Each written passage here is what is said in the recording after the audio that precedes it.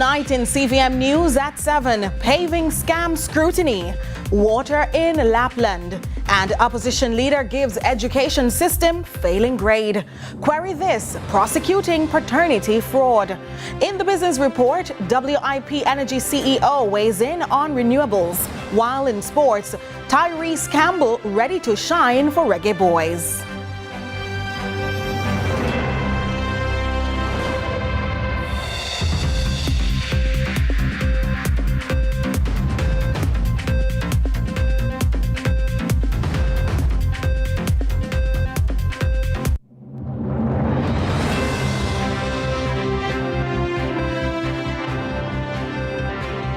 From Kingston, Jamaica, this is CVM News at 7. It's Thursday, June 5, 2025. I'm Nika Lewis. Thank you so much for joining us.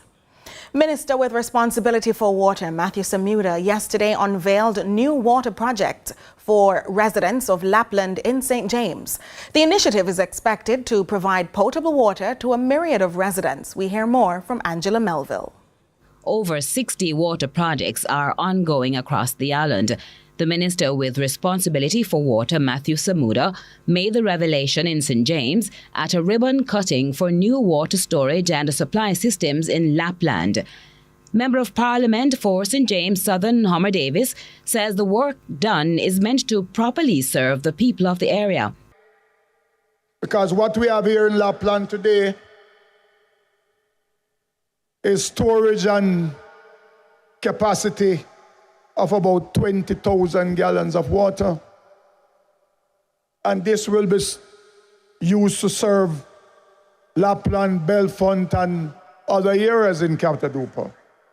According to Minister Samuda, at no point in his career has he witnessed any minister having this much water-based projects happening simultaneously. The impact of this number of water projects, this significant investment this fiscal year could come in at around 22 billion Jamaican dollars between the work that is being done by the NWC, Rural Water Limited, NWA through the Spark program, the NHT for their community upgrades, JSIF with some of their projects. The minister explained the government will break ground on $27 billion worth of water infrastructure. This project will reportedly see transmission mains being replaced in several areas across Western Jamaica. So I'm sure whether you're in Laplands or whether you have cousin down in Mr. Bartlett's seat in Ryan Park, you get the complaints. It's not limited to deep rural communities. This project will connect the Martha Brae properly to the terminal reservoir with a 36-inch ductile iron main. It will fundamentally transform the lives of everyone in St. James. MP Davis highlights while the work on the water supply is appreciated, there is still more to be done in the constituency. I'm sure you will be back for Spring Gardens also, and I'm sure you will be here for the groundbreaking for the Maroon Town Tangle River water supply. And not to mention the big one, the Shetload, Mount Pelia, Mount Carey, Roehampton, Anchovy water supply system. Who said tricks are just for kids? Some locals have been crying foul and raising alarm over what they deem a new wave of fraud allegedly by a construction company recently registered in the country. As you'll hear, it often starts off as a sweet deal on some paving or gardening work, and then victims are hit with a massive bill, often in the millions, and far more than agreed. Paving scams are nothing new. They're just one of several forms of scams around the world used to extract well over $1 trillion in a year. However, some Jamaicans are urging scrutiny and care when approached by workmen or contractors claiming they've been doing roadworks nearby and have excess material which they'd be willing to use for driveways and small projects at only the cost for labor. It's often followed by an unsuspecting victim agreeing to the unbelievable deal and then being later quoted several times more than the initially verbalized sum. Such was the case for several folks in Manchester who complained to our news team about a paving company headquartered in Kingston. One local told CVM News off the record that he was approached by a group of white men in a van who lured him into an offer of paving his front yard at a more than agreeable sum with leftover material from nearby roadwork.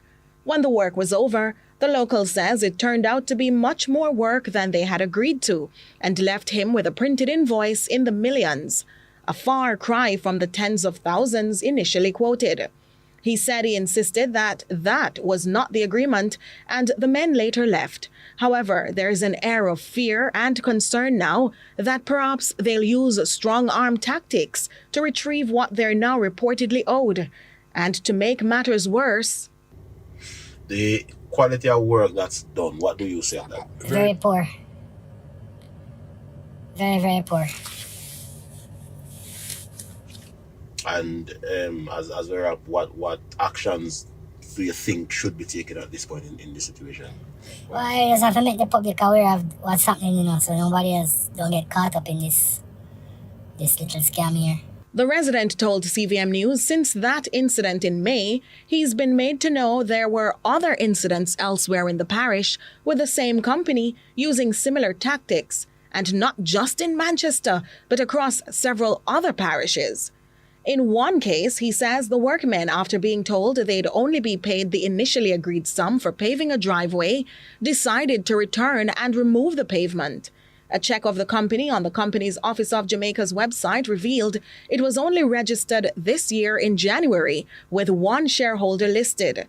So what happens next? While it's unclear if any of these locals have since filed police reports over the suspected fraud, globally, experts have advised better scrutinizing of contractors, especially those with incredibly attractive offerings. Efforts to get a comment from the Incorporated Master Builders of Jamaica up to news time proved futile. In a powerful critique of the nation's education system, PNP President Mark Golding is sounding an alarm. Speaking at a town hall in St. James, the opposition leader declared that Jamaica's education system needs urgent reform. We have more in this report. It was a passionate plea for reform from PNP President Mark Golding, declaring that Jamaica's education system is failing its students. Golding referenced shocking data showing widespread underperformance, calling it a crisis that demands action. Right now, the education system is failing in so many respects. Over 30% of primary school children who leave and go into secondary school are illiterate, cannot read and write, cannot do basic arithmetic, over 30%. The opposition leader argued nutrition could be a factor with the alarming percentage alongside teacher training. He therefore urges a closer look at how teachers are trained. And we have to look at the causes of that and deal with them in a very serious way.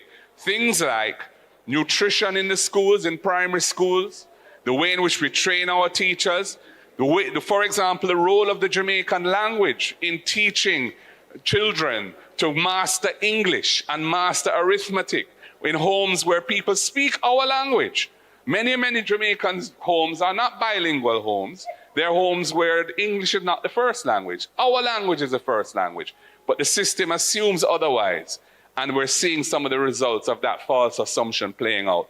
He is calling for a structural change in education, especially to better support students with learning differences. So we really have to re-engineer how we deal with early childhood and primary education and tackle the real causes that are holding this large percentage of our children back, including things like special needs and assessing those who have learning disabilities and catching that early. Right now, there's insufficient attention and resources placed on that area, and it is a really important area as well. Angela Melville, CVM News.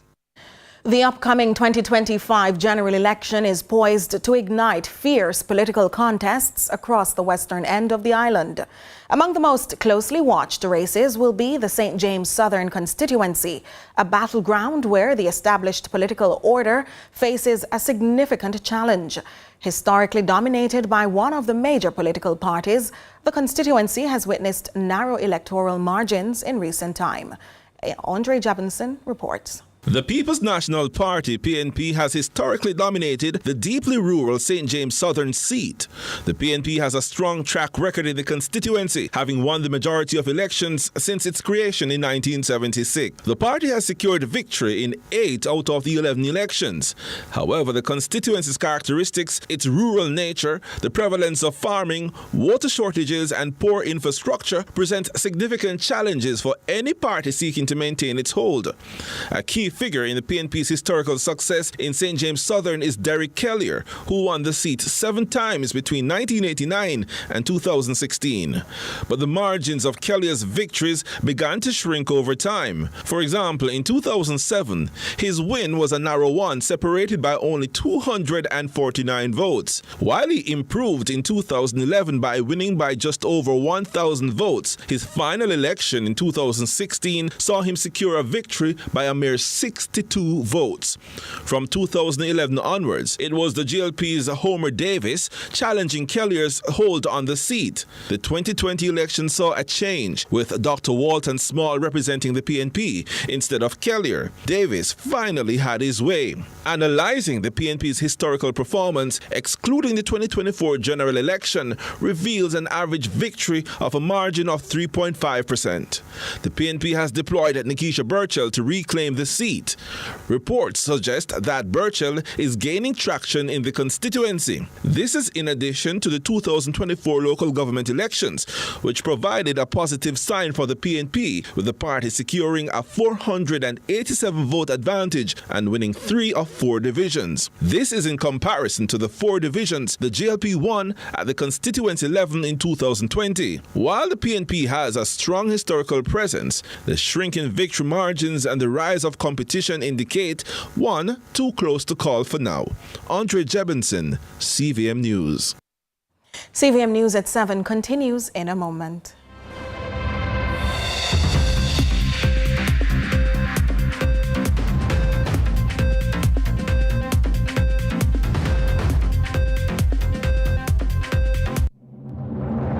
CVM News at 7 Headlines Thursday, brought to you by Guardian Life. Live secure, live easy. I am made for more. That's why I got a JN Bank small business loan to open my salon and build my dream with my style. Now I am my own boss, popping my own style and trending up. Start your journey with a Jane Bank Small Business Loan. With small business loans with as little as $10,000 and up to $4 million. Visit janebank.com or contact us on WhatsApp 876-295-1298 to get started. Jane Bank, we will help you find a way. All right. This is combat racing. Best on best. Kenny versus Fred, fastest men alive. Masai versus Jasmine, the crown is hard to keep. Cole, Josh, Yara, are you lucky or good? Gabby, Sydney, Marlady, champions preside.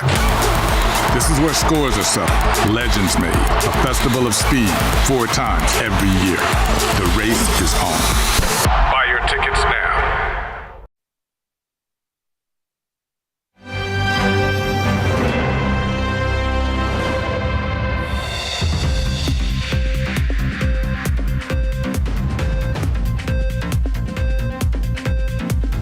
Thanks so much for staying with us.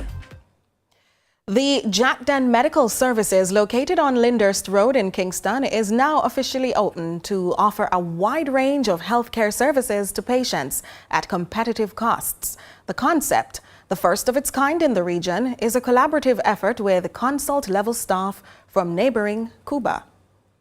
It's the official opening from a vision birthed from janitorial services along the hallways and private spaces, expanded to be even more service-oriented, where lives matter, at the Jackden Farmer and Medical Services. I've worked in the various hospitals for over 12 years. I see firsthand the deficiencies and, if we can say, the suffering from the persons who use those facilities. In addition to that, I'm diabetic, and I believe that God has blessed me enough to afford the cost of medication. And then I thought about those who were on the fringes and couldn't afford to pay for the medication. 3 years after engaging aboard and first-hand interactions with professionals in Cuba, Dennis Gordon, the entrepreneur and CEO of Jack Dem Group of companies, was being lauded by the Cuban ambassador to Jamaica for a relationship that opens a new path for a mutually beneficial partnership in the health sector between private entities in Jamaica and the Caribbean. This is an example of unity for the benefit of Jamaican people. In the same breath, however, the ambassador, while reflecting on the 65 years of solidarity work of over 6,000 Cubans in more than 165 countries, hit back at the campaign from the north. The attacks of the U.S. government against Cuban Medical Corporation are immoral, while it withdraws from the World Health Organization and suspends its financial contribution to that organization, thus affecting the support it can provide to countries in Africa, Asia, Latin America, and the Caribbean. I wish to emphasize that this ignominious campaign will never stop the altruistic collaboration of our people. Some 13 Cuban professionals will work at the facility that's equipped to provide full screening and curative services at the primary care level below market cost. And there's also an ambulance which will meet some patients where they are. Why am I doing that? There are so many Jamaicans who are shut-ins and can't have access to quality care. So that ambulance will go into the community every weekend, staffed with doctors and nurses to treat those persons.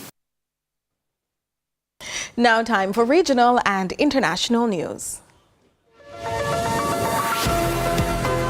We begin with news in the region. In Barbados, the number of people being vaccinated has significantly reduced on island post-COVID. So, health officials are urging parents to ensure their children are vaccinated against all vaccine-preventable diseases, especially with an outbreak of measles affecting the region. More from CBC News Barbados. Barbados remains the Caribbean island with the most comprehensive immunization program. However, Chief Medical Officer Dr. the Most Honorable Kenneth George stresses that despite measles being one of the most infectious diseases, there has been a drop-off in the administration of the MMR2 vaccination, which is given at 18 months. And he remains concerned as there's an uptick of measles seen in some neighboring countries. Dr. George notes it is a preventable disease, with the MMR vaccine being one of the required vaccinations for children in Barbados. Measles remains the Achilles heel of several persons in public health because of its ability to spread so rapidly in a population, particularly if the population is not appropriately immunized. We immunize our population at 12 months and 18 months. We give MMR1 and MMR2. The levels of MMR1 are at about 85% and the levels of MMR2 are about 75%. Antigua Foreign Minister Chet Green is warning of dire migration problems for Antigua and the levels of MMR2 are about 75%. Antigua Foreign Minister Chet Green is warning of dire migration problems for the recovery from despair, as we hear from ABS TV Antigua. The minister also discredits the efficacy of... He says it is ultimately the Haitian people who must lead the recovery from despair, as we hear from ABS TV Antigua. The minister also discredits the efficacy of both early elections and the presence of the multinational security support mission. He also rejects calls out of the USA that the OAS, the Organization of American States, should shoulder some of the responsibility for a resolution in Haiti.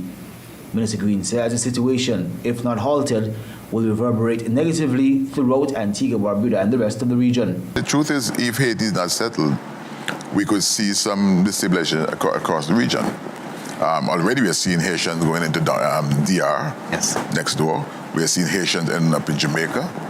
I'm hearing stories of deportations back to Haiti, and the question is, how much more of this can Haiti afford, and how much more of this will be allowed to happen before the entire region becomes engulfed by the Haitian problem? And in international news, US President Trump signaled a travel ban on nationals of 12 countries, barring them from entering the United States, saying the move was needed to protect against what he called foreign terrorists and other security threats. That report from Reuters. Starting June 9th, there will be a total ban on nationals from Afghanistan, Yemen and Iran in the Middle East, Myanmar and Haiti countries. In that list, there's Cuba, Laos, Venezuela, and Sierra Leone. These all echo an entry ban Trump imposed at the start of his first term on several mainly Muslim countries. That ban was repealed by the Biden administration later on. Then, in a campaign speech in October 2023, Trump previewed a plan to restrict people from Gaza, Libya, Somalia, and other places. If you're coming from somewhere full of people who want to kill Americans, we will not let you in. Wednesday's new bans are part of a broader immigration crackdown since the start of Trump's second term. And that's it for regional and international news.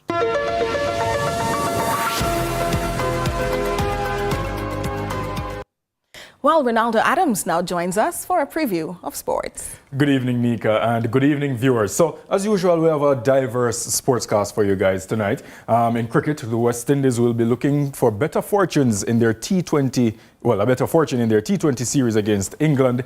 And in football, we will be zoning in on the latest reggae boy, Tyrese Campbell. We'll also have some news in tennis, and it's Thursday, so of course we'll have On Court. Lots more for you in sports.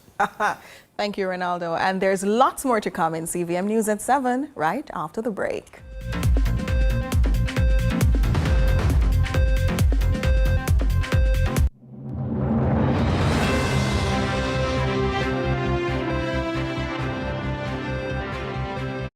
Should critical illness strike, don't let worry fill your head.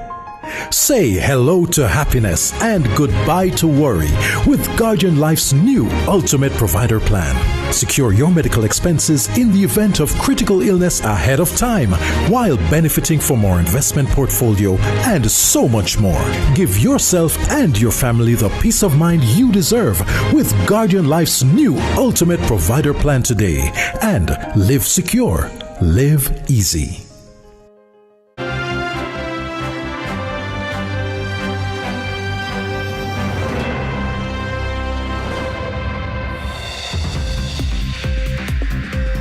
Thanks so much for staying with us. Paternity fraud, colloquially known as giving a man a jacket, is a devastating reality that some men unfortunately have been faced with here in Jamaica.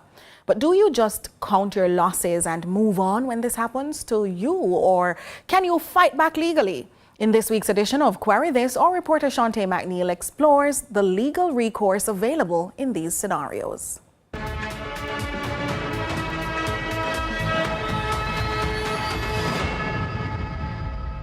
Query this. You've been fathering a child with your common law partner from the stage of pregnancy right up to university. However, you later discover through paternity test you're not the biological father and the mother had willingly registered the child in your name. Frustrated by the deception, you decide to seek legal intervention and press charges and demand full compensation. What are your views on this situation? Should a woman be obligated to repay all these expenses? I have some people can't afford for maintenance, well, it's not his child. I believe that one to repay the father back his money as a mother. Rest of them have it, then to compensate them back. No, I want to pay him back. If I'm in that position, I want to pay him back. Me and him live together. If he me bring him to court, me and him live together. So what want to my when me a service him with? Well, basically for my instance, when I just call it a learning process and just move on from that. Yes, man. Almost every man I see him this jacket. Why do woman have to give the man and know it's not his own? The man should still take care of the child because he's from birth. He's a father, so he should just take care of it. Paternity fraud, the deliberate misidentification of a child's biological father. Attorney at law Shawana K. Smith says a victim can be compensated if deceit can be proven. Certainly, it varies from case to case, the amount of money that had been spent on respect of taking care of that child, the circumstances in which the financial contributions would have been made, how the length of time that the contributions are being made, the amount of mental distress. But financial loss is only one layer. Psychological and emotional trauma complicate claims, so compensation is case by case. In our jurisdiction, we look at what was awarded in previous cases in similar circumstances, or if it's dissimilar, then we can distinguish and say, well, in this case, $1 million would have been awarded. When updated to today's rate using the consumer price index, then probably it's 1.5 million, but of course, if the circumstances are different, probably it should be discounted to 900,000. So it really depends on the circumstances of the case. Under the Larceny Act, obtaining money by false pretenses, the maximum penalty is 5 years imprisonment. Under the Perjury Act, the maximum penalty is 7 years imprisonment. Under the Law Reform Fraudulent Transaction Special Provisions Act, the maximum penalty is 20 years. Again, the context of that statute was in the context of the proliferation of lotto scamming. So that was the context in which that harsh penalty would have been conceptualized. Justice doesn't always mean money. For some, accountability is enough, and that's where criminal law may step in. According to Smith, women found guilty of deception could face charges under multiple laws. The Registration of Births and Deaths Act, where false declaration of paternity is made. The Larceny Act, where the mother obtained money by false pretense. The Perjury Act, lying during official registration. Fraudulent Transactions Special Provisions Act, securing property or other benefits through deception for the benefit of oneself or someone else. The attorney shares the period of imprisonment. Under the Larceny Act, obtaining money by false pretenses, the maximum penalty is 5 years imprisonment. Under the Perjury Act, the maximum penalty is 7 years imprisonment. Under the Law Reform Fraudulent Transaction Special Provisions Act, the maximum penalty is 20 years. Again, the context of that statute was in the context of the proliferation of lotto scamming.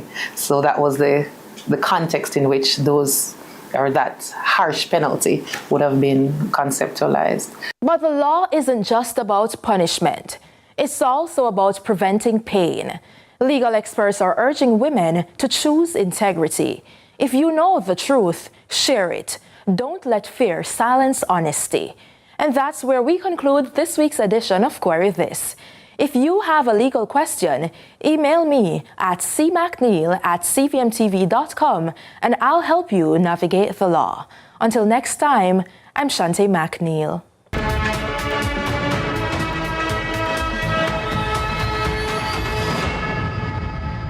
Stay with us for more right after the break.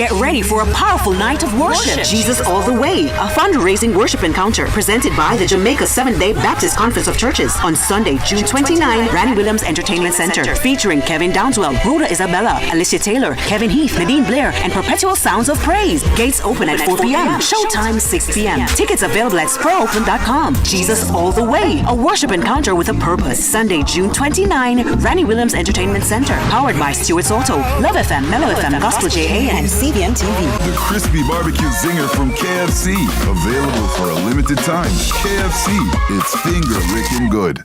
The time by KFC is...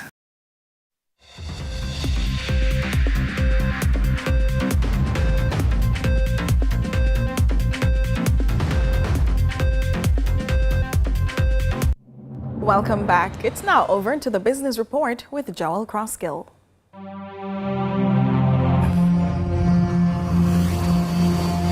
Lots to share with you in the Business Report today. Fueled by a work in progress, so swift as to cause whiplash as the rate of change in the development and operations of the Jamaican energy sector was provided a refined take from the CEO of a company that has undergone a significant restructuring to better suit the needs of the domestic fuels market in less than a year.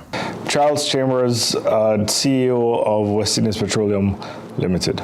We have a fully integrated fuel supply company where we import fuel into Jamaica in bulk, and we distribute around the island primarily through gas stations, but also to what we call consumer sites, so to quarries and mines and rent-a-car companies and that kind of thing. And there's a framework that allows us to do that. But our business is more than that. Most people used to think of us as being a bunkering company. So we are probably the largest bunkering company in Jamaica at the moment, with the most sophisticated network of assets and equipment that allow us to do that, and in conjunction with a relationship that we have with Sunoco. The announcement of Whip Energy's strategic partnership with U.S. company Sunoco, the largest independent fuel distributor on the continent, officially began on January 1 and was intended to address key challenges in the marine fuel market, particularly related to credit and supply chain operations. Chambers opined that short of connecting a fuel pipeline to Jamaica, the costs associated with the importation of fuels means that economies of scale come into consideration in reducing costs. Jamaica and all of the countries in the Caribbean, with the exception of maybe Trinidad and Guyana, don't have a direct source of energy within today's world. That source of energy being, hydrocarbons, so crude oil. And so, in order to get energy in a digestible way into places like Jamaica, we have to import it from the Gulf of Mexico, from Louisiana or Houston or wherever it is that has access to that crude oil and can refine it. And it's expensive because we're an island far away from these places, and we need to rely upon infrastructure that was built 60, 70 years ago in order to get that fuel here. We supplied fuel around the region for many years, and this is not stuff that is necessarily widely known, but this is who we are. And in terms of value for shareholders, as opposed to keeping everything all together in one entity, West Indies Petroleum, we embarked on a process to separate companies and revenue streams into their own distinct companies, with the view to maximizing shareholder value and creating value for all our stakeholders. Whip Energy currently also distributes products to approximately 80% of Jamaica's independent gas stations. However, Chambers says he does not feel enervated by the ongoing actions being taken towards incorporating alternative energy sources for mobility, including solar and electrification. It's empowering to know that we are not just thinking about implementing solar in a meaningful way, but that we're actively pushing in that direction. So that I find very encouraging. The most important thing for Jamaica is to ultimately reduce its energy costs. And as a Jamaican who has lived here my whole life and will die here, this is important, and the development of the country is a very important thing. And all the various pieces of the energy framework are important. There's room for electric cars. Adaptability is a different thing. We'll see how it pans out. Our projections are not necessarily in line with, Jamaica being 50% run by solar in 5 years. I don't know if that's realistic.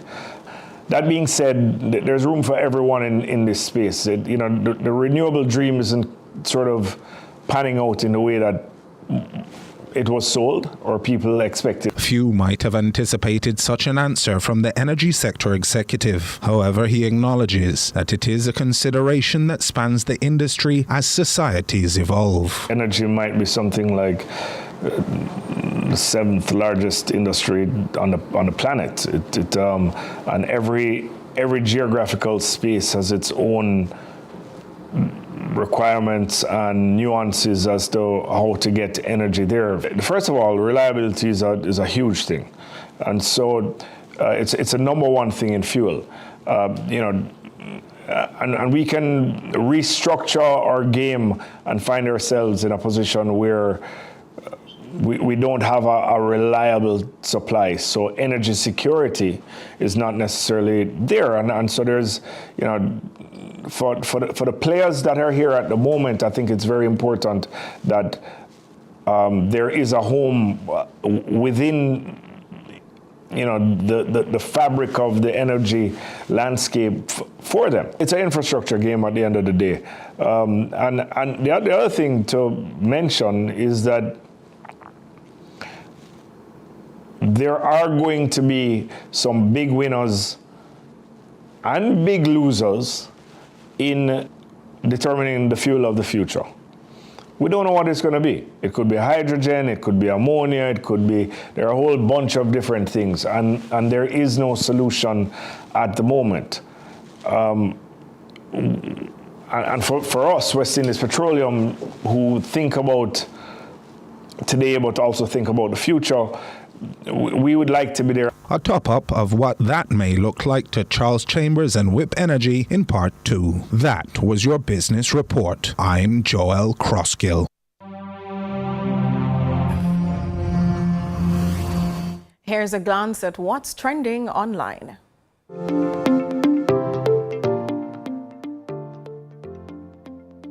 So, what's trending online today? Let's take a look. Indicom is investigating another police-involved fatal shooting, bringing the total to 140 such incidents since the start of the year. Now, this represents a 137 increase compared to the same period in 2024. Let's take a look at your reactions. At Sams_appeal writes, love how the crime going down. At Chris Sharp 13 comments, why aren't they probing the huge drop in the murder rate? At Lee Young Coach adds, anyone remembers how civilians were being killed by the hundreds monthly? At chocolatebody_Britty posts, some of the 140 that was murdered are innocent. Not all are gunmen. At this Steve 876 says, all election knockings, but when you talk the truth, them say you're bad man. At Martin Your Highness asks, is that a good or bad thing? Deadly force is necessary sometimes. Can't really pre the police them for do them job. At Nubia Leo Queen shares, well, we've been having a lot of shootouts in this murderous country. Better the criminal